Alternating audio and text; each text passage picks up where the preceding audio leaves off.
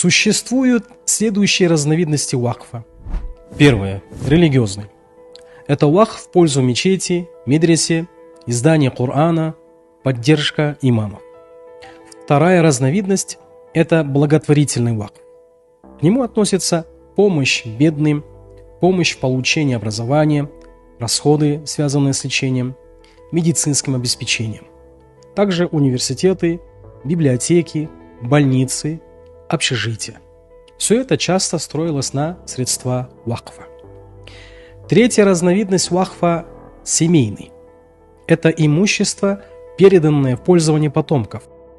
В качестве примера вакфа можно привести колодец Румы, купленный Усманом, да будет доволен им Аллах, и подаренный мусульманам. В Медине во времена пророка, саллаллаху алейхи вассаляма, не хватало воды.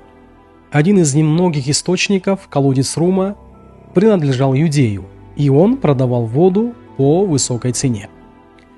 Пророк, да благословит его Аллах и приветствует, сказал: «Кто купит этот колодец и сделает его доступным для мусульман, тому рай». Усман ибн Аффан, да будет доволен им Аллах, один из самых щедрых сподвижников, выкупил колодец за собственные средства и сделал его вакфом, то есть посвятил его пользу мусульман навсегда. С этого момента вода стала бесплатной для всех, и благословение от этого вакфа продолжается до сих пор. Пример с колодцем Румы считается одним из самых ранних и ярких примеров вакфа в исламе.